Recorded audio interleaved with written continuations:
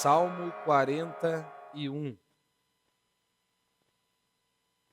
O título diz, né, em busca do socorro de Deus.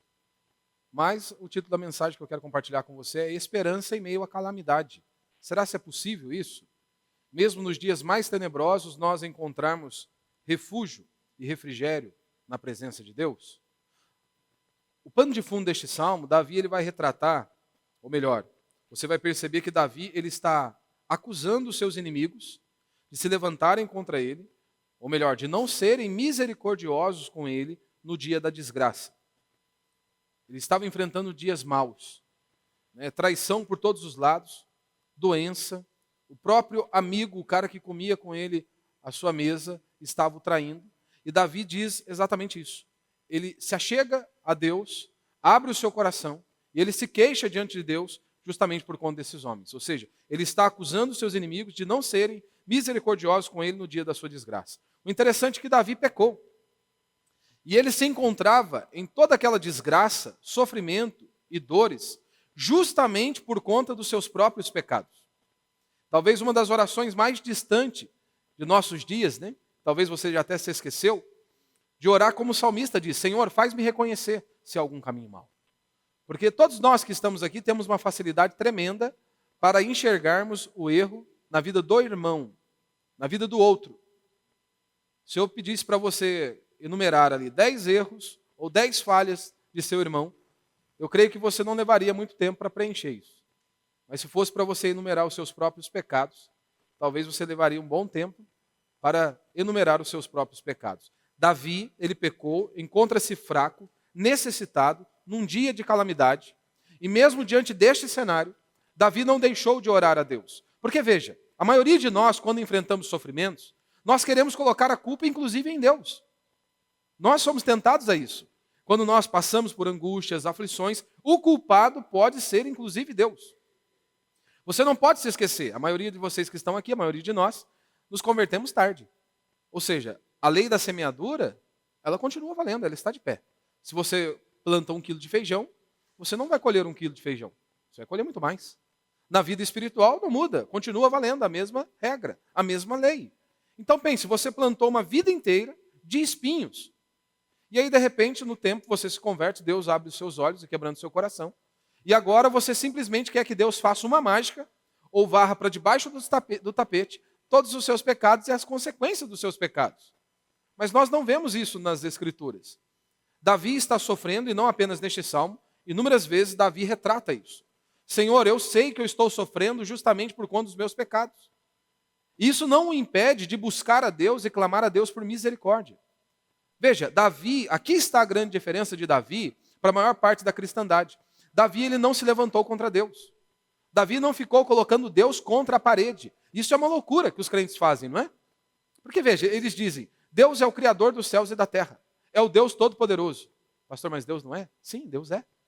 Mas olha a loucura que os crentes cometem. Ele acabou de orar dizendo que Deus é o Todo-Poderoso, Criador dos céus e da terra. De repente, agora ele começa a dar ordens a esse Deus. Ele quer decretar a Deus o que Deus deve fazer ou não fazer. Na hora que Deus deve agir. E se ele contribui financeiramente, então, aí que Deus está perdido. Porque Deus tem que fazer de maneira urgente. Porque, afinal de contas, né, ele está pagando. Na cabeça dele, ele está pagando. Davi, aqui está a grande diferença. Davi, e neste salmo ele vai retratar isso. Eu estou sofrendo por conta dos meus pecados, mas tem misericórdia de mim. Ou seja, ele sonda o próprio coração. Ele sabe que está sofrendo justamente por conta dos seus pecados. E ele conhece também o Deus ao qual ele serve. Que Deus pode sim fazer em mim e em sua vida, mesmo você ter plantado por longos e longos anos espinhos, Deus em sua infinita graça e misericórdia, ele pode até nos conceder colher algumas rosas. Mesmo que nós plantamos uma vida inteira só espinhos. Ele pode.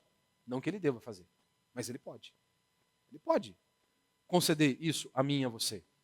Porque veja, né? Se você passou uma vida inteira ali, né, uma vida inteira longe de Deus, você vai colher o fruto dos seus pecados. Mas isso não te impede de orar a Deus e falar, Deus, tem misericórdia de mim. O Senhor é tão gracioso, o Senhor é tão grandioso, o Senhor é tão misericordioso. Tem misericórdia de mim, conceda-me mesmo que eu plantei tantos espinhos ali. Primeiro, me conceda força, graça para prosseguir. E se for da tua vontade, me conceda colher algumas rosas em meio a esse caminho, porque é o que Davi faz constantemente. Então vamos olhar para esse salmo, meditar nesse salmo. Verso 1. E ele diz, né? Bem-aventurado é o que dá atenção ao pobre, ou socorre o aflito, necessitado. Então ele diz, bem-aventurado. Bem-aventurado é feliz, abençoado. Todos nós nos recordamos, né, do significado desta palavra. Feliz, abençoado. Então veja, ele diz, feliz, abençoado é o que dá atenção ao pobre. O Senhor o livrará no dia da calamidade.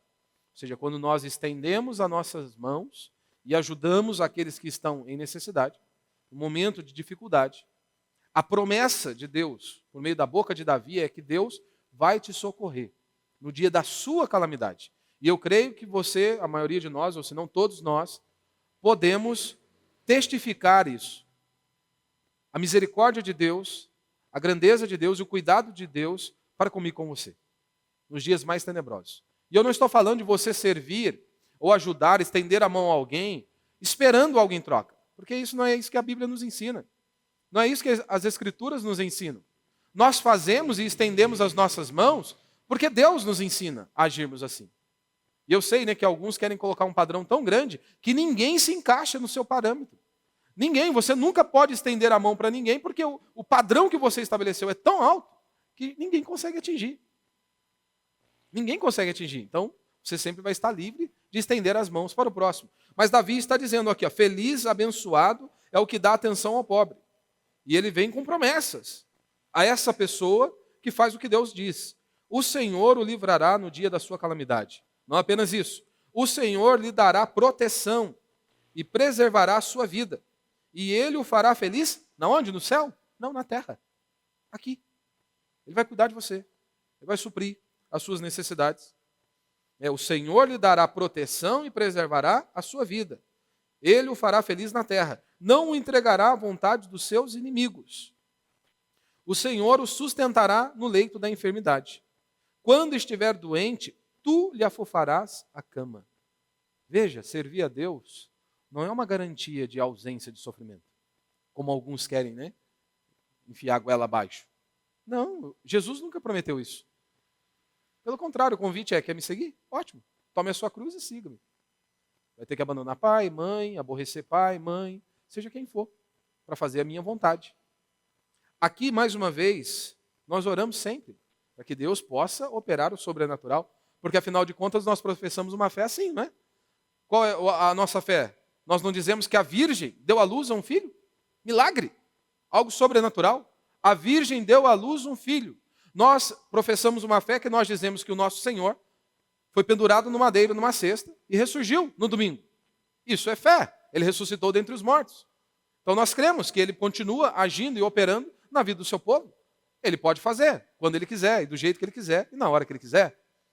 Mas isso não é uma garantia de que nós não enfrentaremos problemas, que nós não teremos dores, angústias ou aflições. Porque neste salmo, mais uma vez, ele não está prometendo uma cura aqui. Ele vai seguir dizendo o seguinte, quando estiver doente, tu lhe afofarás a cama. Ele nem prometeu cura. Mas ele prometeu a presença de Deus no pior cenário.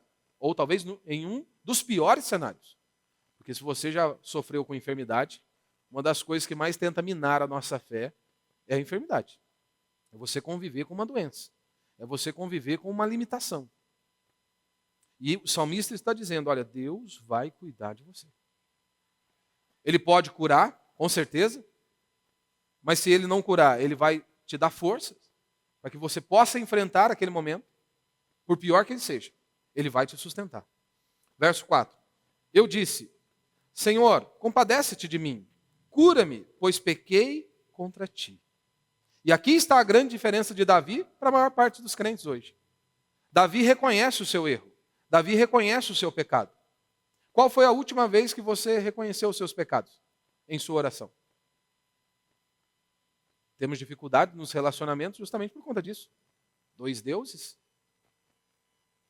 não erram, não falham. Por isso não há o que consertar. Mas Davi está dizendo, Senhor, compadece de mim. Tem misericórdia de mim. me restaura, me cura, porque eu pequei contra o Senhor. Ele não coloca Deus contra a parede. Ele não quer decretar nada a Deus. Não, mas ele clama por misericórdia. Reconhece os seus erros, reconhece a sua falha e busca o Senhor. Verso 5. Meus inimigos falam mal de mim, dizendo, quando ele morrerá e o seu nome será extinto. Imagina. Pai, quando que esse caboclo vai embora? Verso 6. E se algum deles vem me visitar, conta mentiras, enche o seu coração de difamação. E quando sai, espalha isso. Todos os que me odeiam cochicham entre si contra mim. Pensam coisas ruins a meu respeito, dizendo, algum tumor maligno o acometeu, ficou de cama e não se levantará mais. Imagina. Rapaz, ele deve estar com câncer, deve estar numa fase terminal. Mas acho que isso aí não sai mais não. Está na sarjeta e dali ele vai embora. Verso 9. Até o meu próprio amigo pessoal, em quem eu tanto confiava, com quem eu comia o pão, traiu-me. As pessoas ficam perplexas, né? Nossa, quando há uma traição, né? Seja em qualquer tipo de relacionamento, as pessoas ficam perplexas. Eu não esperava que fulano ou fulana fizesse isso comigo. Mas é tolice. Quem vai trair é justamente os que estão mais próximos. Você acha que o andarilho lá da rua vai te trair? Sério.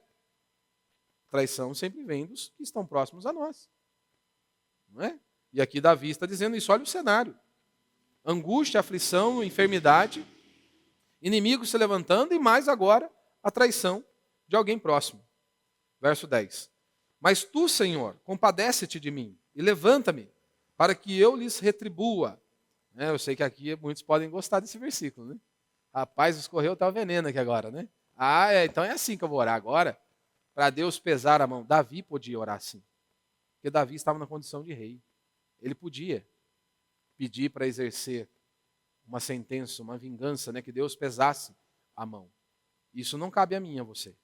E com isso não estou dizendo que não podemos e não devemos clamar a Deus por justiça.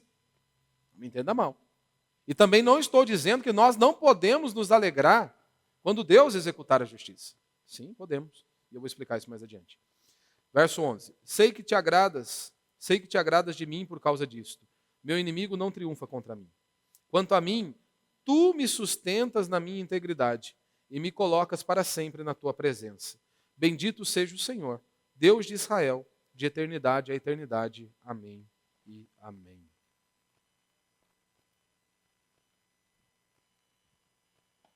Então, o primeiro princípio que eu quero pensar com você aí é justamente o que é ser feliz, não é? A primeira definição que nós precisamos ter é justamente o que é felicidade e o que é ser feliz. Porque hoje todos os homens buscam isso, ser feliz.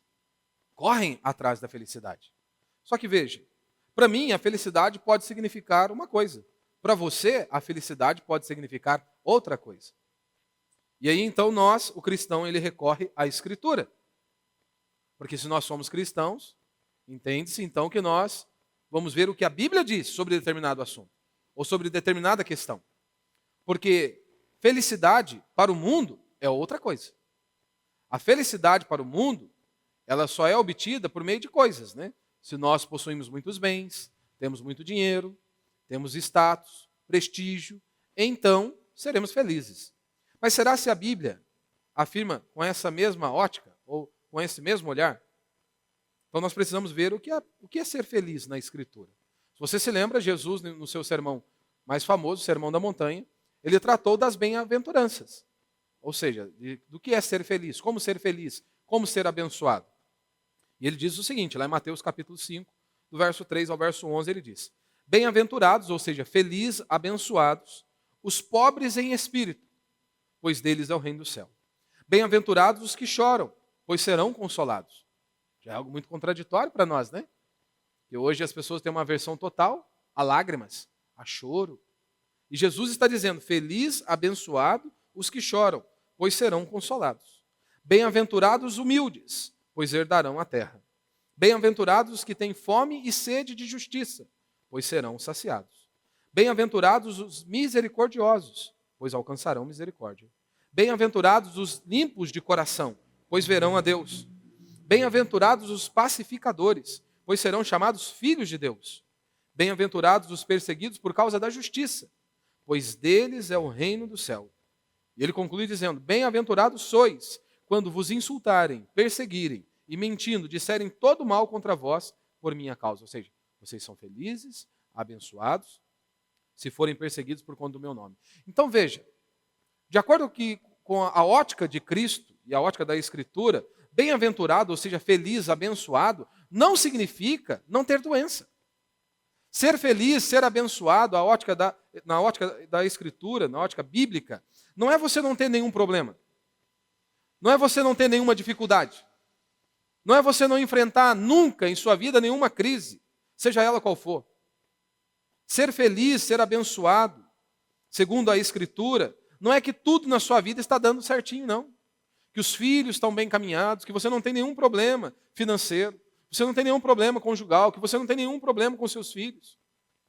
A Bíblia nos ensina que essa vida que nós vivemos hoje, aqui neste mundo, é uma vida de miséria. E que o melhor desta vida não se compara com aquilo que Deus tem preparado para nós no futuro. Então grave isso. Deus ele pode nos levar a lugares aí altos, né? Deus pode colocar numa posição de destaque. Pode, se ele quiser fazer, ele pode fazer isso. Mas veja, mesmo que ele permita que você desfrute do melhor desta terra, mesmo que Deus te permita desfrutar do melhor desta terra, lembre-se disso. O melhor nesta vida, ou desta vida, não se compara com aquilo que Deus tem preparado para nós no futuro. Não chega nem perto. E eu não estou dizendo que nós não podemos buscar. Mas o cristão ele precisa viver com a ótica correta. Bem-aventurado, na Bíblia, é o quê? Paz. Paz. Plenitude da presença de Deus. Não é isso que o salmista vai dizer? Na presença de Deus, a plenitude de alegria. Ou seja, é uma felicidade que ela não está ligada às suas situações. Porque hoje as pessoas definem, né, a felicidade com base nisso. Se a vida está bem, se a condição financeira está legal, se não tem ninguém doente na família, está tudo maravilhoso, então eu posso ser uma pessoa feliz. Veja o que o profeta Abacuque diz lá no capítulo 3, do verso 17 ao verso 19. Ele diz o seguinte: ainda que a figueira não floresça, nem haja fruto na vide, o produto da oliveira minta, e os campos não produzam mantimento, as ovelhas sejam arrebatadas do aprisco, e nos currais não haja gado. Meu irmão, este cenário que o profeta Abacuque está descrevendo, para aquela época, era assim, simplesmente dizer o seguinte: acabou. É da onde vinha o sustento deles.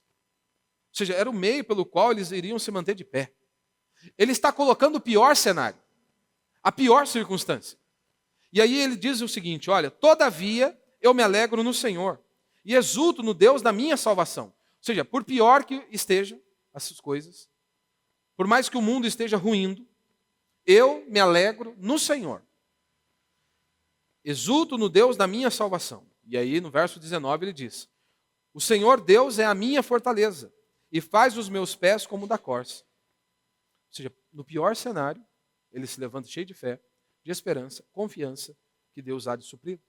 Então não são as situações que definem a plenitude da nossa vida. O mundo pode estar caindo sobre você, mas o Senhor é o teu socorro, se de fato Deus for o teu socorro. Não é? Eleva os meus olhos para os montes, de onde me virá o socorro? O meu socorro vem do Senhor, que fez os céus e a terra. Então Ele é a tua bem-aventurança. Então a presença do Senhor é tudo o que você precisa para ser feliz. Porque sem Deus não há felicidade. E aqui então nós temos que abrir um parênteses e lembrar do que Jesus disse lá em João, segundo o relato de João. Você se lembra que Jesus está num casamento? Ele foi convidado para um casamento. Ele fazia parte daquele momento. Mas ele não era o centro daquele momento. E muitas pessoas tratam Jesus como o trataram naquela festa.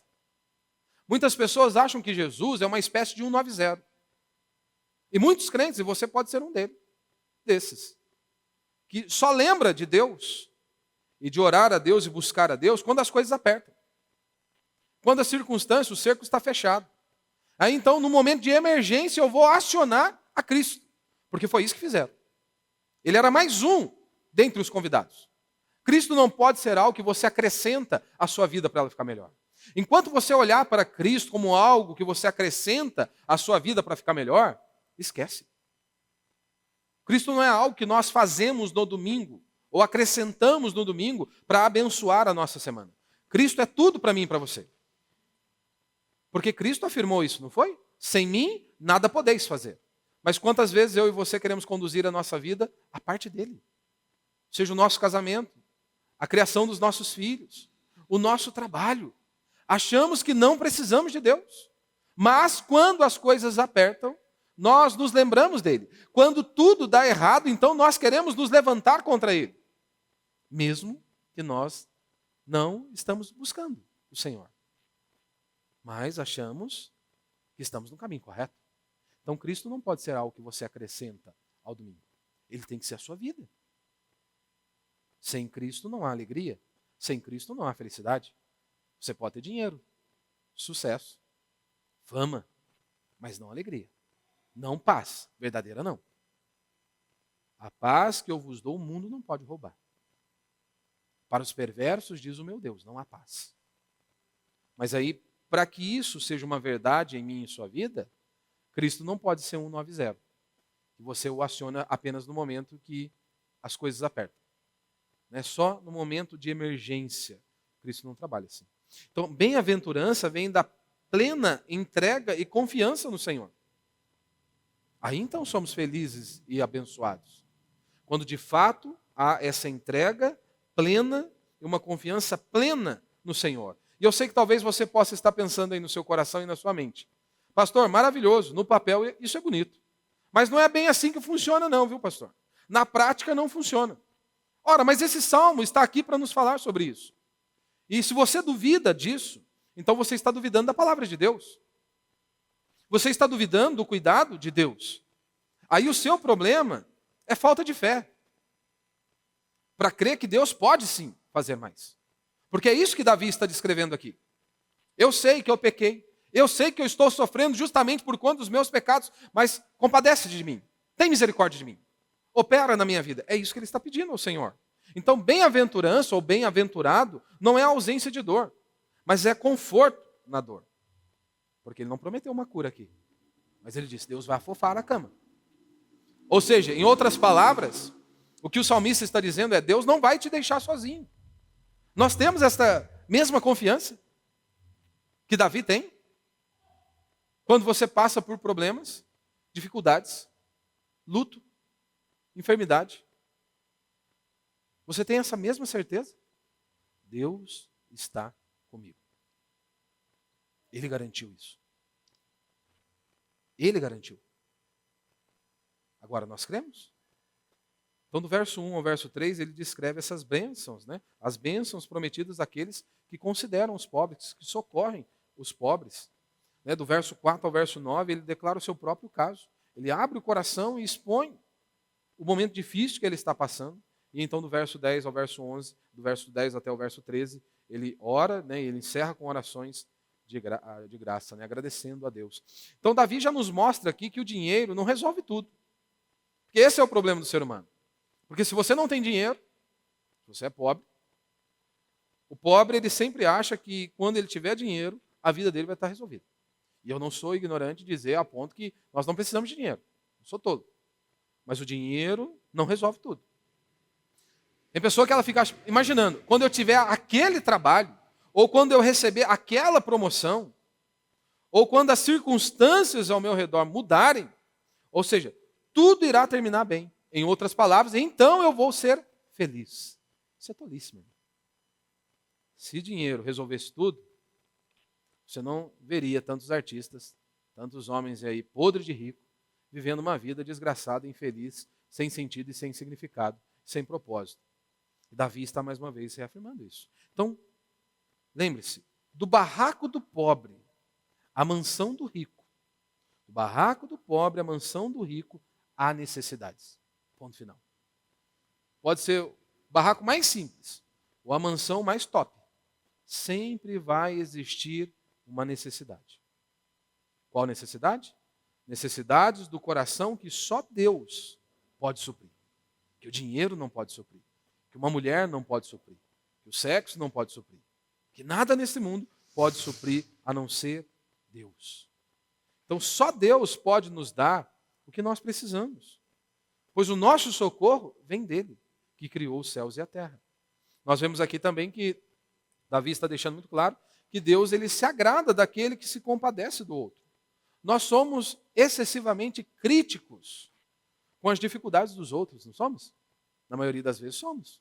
Excessivamente críticos com as dificuldades dos outros, mas somos extremamente misericordiosos com as nossas dificuldades, né? Pegamos leve. Não é assim? Nós sempre achamos que a nossa dor é infinitamente maior do que a do outro. Quando você vê alguém com um problema, uma dificuldade, às vezes você pode não verbalizar, mas muitos pensam, que fraco, não aguenta um problema, não consegue passar por uma dificuldade, já está quase sucumbindo. Mas quando é você que está vivendo o problema, quando é você que está passando pelo problema, ficamos irados, bravos. Mas como que ninguém não tem o mínimo, o senso, o bom senso para estender as mãos? Será que ninguém está vendo as minhas dificuldades, as minhas dores, as minhas angústias e aflições? O cenário muda. Quando nós somos a peça ali, central. Então eu quero abordar apenas 4 pontos aí, né? O primeiro já foi, já falamos.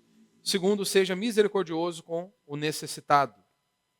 Como ele diz aí no verso 1, né? Bem-aventurado é o que dá atenção ao pobre. O Senhor o livrará no dia da calamidade. Algumas traduções vão trazer aí como necessitado, fraco e pobre. Pastor, mas como nós acolhemos essas pessoas? Como que nós podemos ser misericordiosos com o necessitado? Primeiro, você pode acolher as pessoas com a sua contribuição na igreja. Esse é o primeiro ponto. Os necessitados de Deus, porque afinal de contas, a sua contribuição pode salvar vidas. Por isso que aquela ideia que muitas pessoas têm, eu vou numa igreja onde está escancarado, o pastor é um ladrão, é um safado. E o que as pessoas dizem? Não importa o que ele vai fazer com o dinheiro.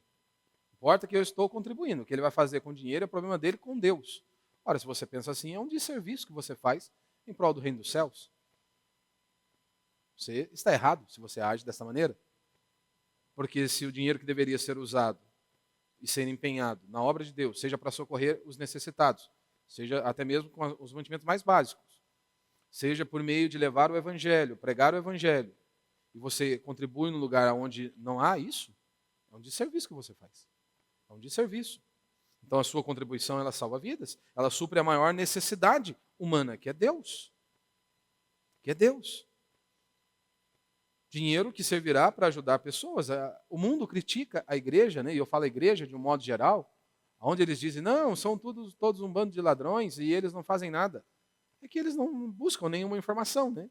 Se você der um Google aí, uma breve pesquisa, você poderá perceber que muitos hospitais, creches eram mantidos por igrejas. E algumas ainda são. Mas mesmo assim eles não vêm. Eles não vêm. Né? Eles não estão nem aí. Como que nós acolhemos os necessitados? Ora, com as nossas posses, de maneira direta. Com as suas posses, de maneira direta. Um exemplo, carona. Você está vindo para o culto. Você sabe que a pessoa precisa de uma carona. Por que não ceder? Por que não oferecer? Por que não se dispor? Mas às vezes nós não conseguimos ver que podemos ajudar, socorrer, não é? Como que nós socorremos? Ora, pregando o evangelho, anunciando a palavra de Deus, se dispondo a ajudar na obra de Deus.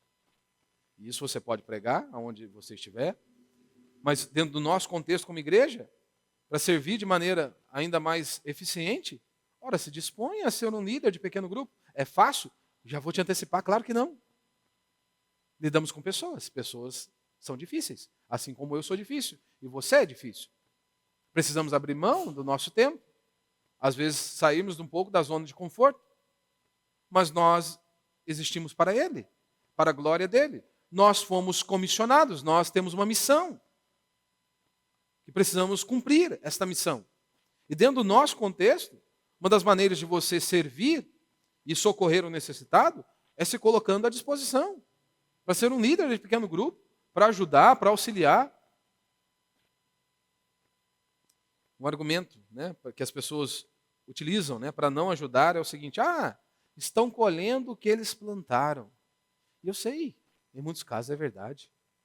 E eu sei de muitos casos aqui, né, de todos nós que estamos aqui, que é pura verdade. Estão colhendo o que eles plantaram. Veja, nós estávamos assim, necessitados, por conta dos nossos pecados. E aí, o que Deus fez comigo e com você? Ele nos rejeitou? Porque é isso que nós fazemos com as pessoas, não é? Estão colhendo o que eles plantaram. Tem mais que sofrer mesmo. E se Deus lidasse com você com essa mesma ótica? Você estaria aqui? Não. Nós estávamos necessitados por conta do nosso pecado. E Deus nos acolheu. Deus nos acolheu em Cristo Jesus. Será que nós devemos continuar usando esse mesmo argumento? Se Deus nos recebeu, se Deus nos acolheu, Davi estava necessitado porque ele pecou. E se você prestou atenção aqui na leitura do texto, Davi está necessitado porque ele pecou e ele declara que os outros estão pecando por não o ajudarem. É isso que Davi está dizendo. Eu sei que eu estou sofrendo por conta dos meus pecados. Ou seja, eu estou colhendo aquilo que eu plantei.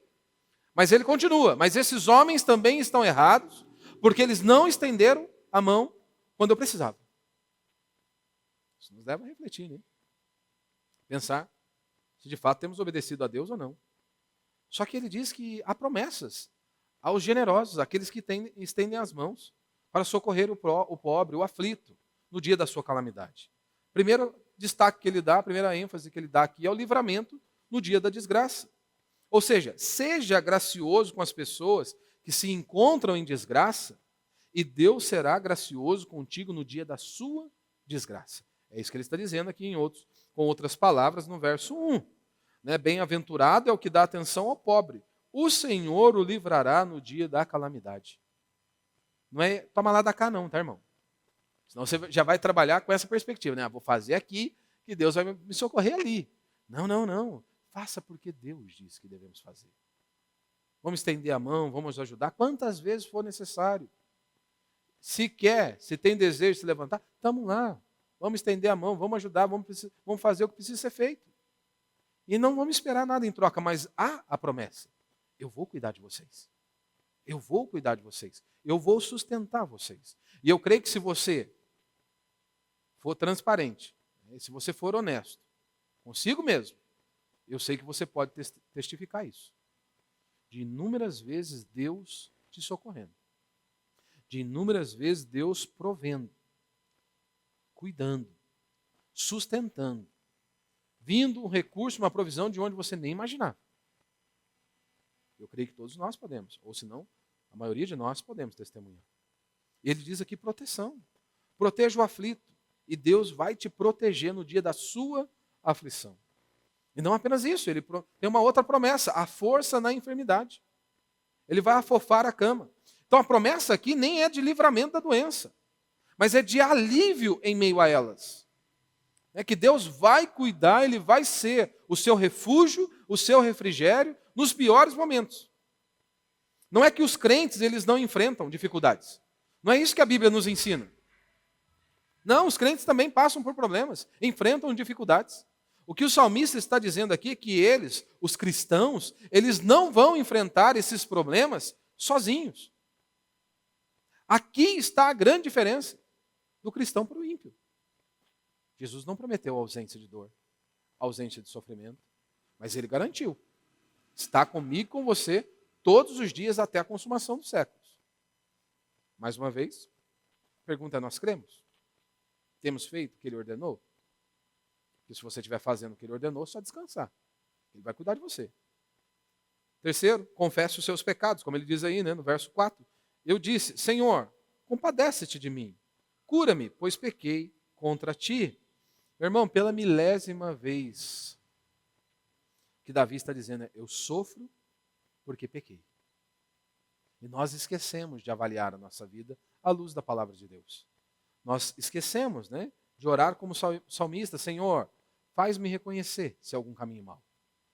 Você se recorda da última vez que você fez esta oração? Senhor, faz-me reconhecer se há algum caminho mau. Porque às vezes você pode estar repreendendo Satanás, meu irmão. Tem muita gente que é assim. As coisas estão dando tudo errado na vida dele, ele acha que é Satanás só. É só Satanás que pode barrar o caminho dele. Não, às vezes é Deus. Está barrando o seu caminho porque você não enxerga os seus pecados. Às vezes Deus precisa te encurralar. Deus precisa te colocar num beco sem saída para que você enxergue as suas falhas, os seus pecados. Mas deixamos de orar, né? Falar, Senhor, faz-me reconhecer se há algum caminho mau. Porque às vezes Deus pode barrar o seu caminho, meu irmão. E você pode nem estar enxergando, você não pode nem conseguir identificar. Mas isso você não tira a sua culpa, não. Ore como o salmista diz. Senhor, faz-me reconhecer se há algum caminho mau. E por último, busque refúgio em Deus. O que é o que Davi está fazendo aqui. Então veja, Davi ele está muito doente, fisicamente, uma situação de incapacidade, pelo menos é o que nós percebemos aqui no verso 3 e no verso 8. A situação dele era crítica. Além disso, desta situação, ou seja, da enfermidade, Davi ele enfrenta o desprezo daquelas pessoas que estavam falando mal dele, por todos os lados. As pessoas queriam ver quando ele iria morrer. As pessoas estavam dizendo, será se um câncer, uma enfermidade, um tumor o acometeu? E aí até um amigo o traiu. Veja, ele está aqui com a dor da doença e agora com a dor da traição. O que ele faz nesse momento? O que Davi faz na hora da dor, da doença e da dor da traição? Como que ele lida com essas coisas? Primeiro, Deus o restaura para que ele se vingue. É isso que ele pede ali. Nós não podemos nos vingar. Davi era rei e ele podia executar vingança. Não nós. Nós não podemos. Nós devemos clamar a Deus para que a justiça dele seja feita. Isso nós podemos.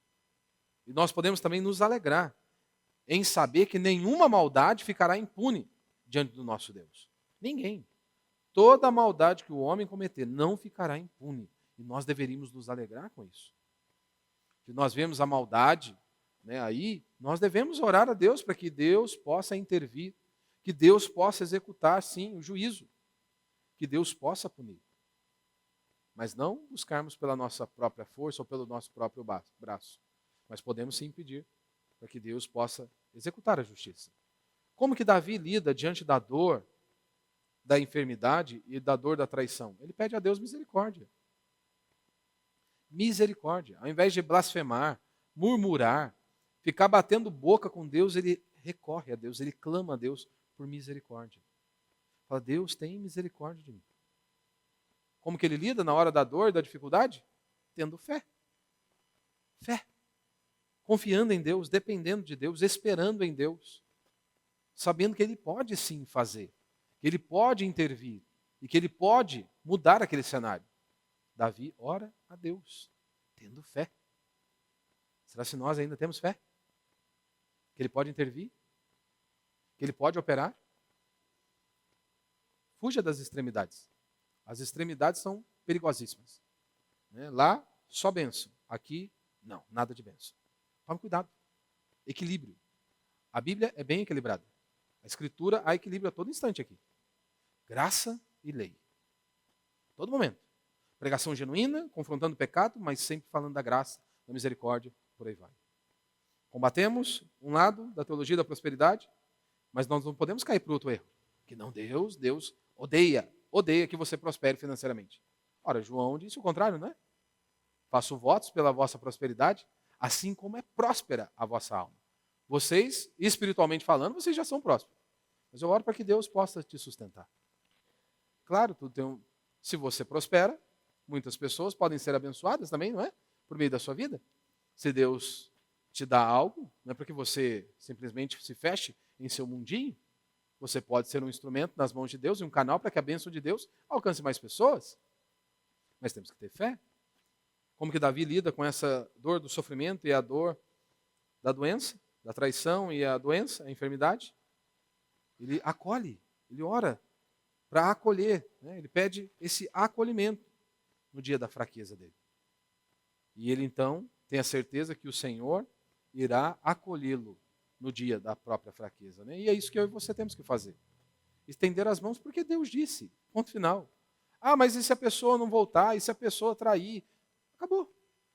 Se vier arrependido, pedindo mais uma chance, vamos dar mais uma chance. Se Deus lidasse comigo e com você, conforme nós queremos lidar com as pessoas, acabou para nós. Nenhum de nós estaríamos aqui. Se fôssemos sinceros, nenhum de nós poderíamos estar aqui. Então tome cuidado, às vezes você estabeleceu um padrão tão alto que ninguém pode se enquadrar, ninguém se enquadra no seu padrão, que é altíssimo. E aí você pode usar isso como uma desculpa para nunca ajudar, para nunca estender uma mão, para nunca ser esse canal da bênção de Deus. Né? E lembre-se, faça porque Deus ordenou. E aí tenha certeza que Ele vai te socorrer no dia da sua calamidade, no dia da sua aflição. Vamos ficar de pé, vamos orar a Deus.